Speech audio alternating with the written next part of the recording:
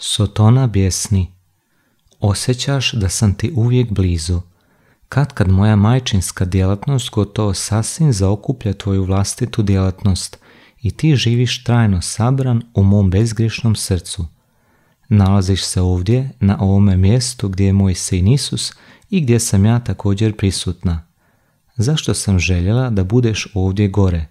Da ti pomognem da se uspneš na svoj križ, malo moje dijete. Obdarit ću te velikim darovima ljubavi i boli. Samo tako moći ćeš pomoći svoje braći svećenicima da napreduju u svetosti i da postanu svećenici kakve ih želi srce Isusovo.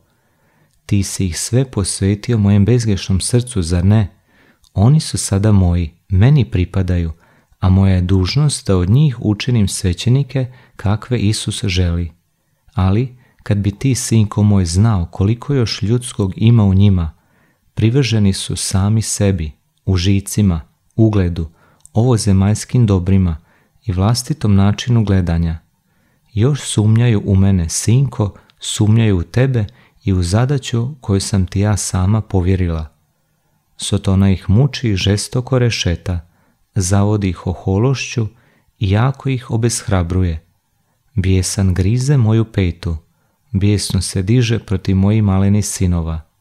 Zna da će oni doskora postati vjerni svećenici, da ću mu ja s njima zauvijek zgaziti glavu.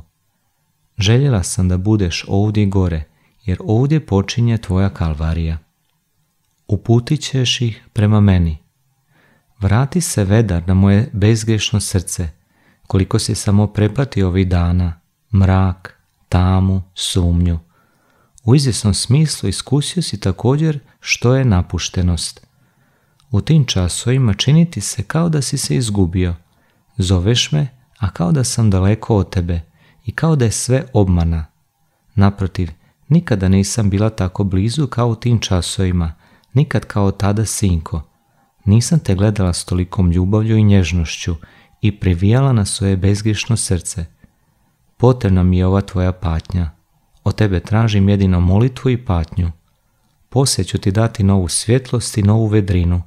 Radovat ćeš se i ojačati i tako ćeš biti još spremniji da te ponovno mogu staviti na tvoj križ.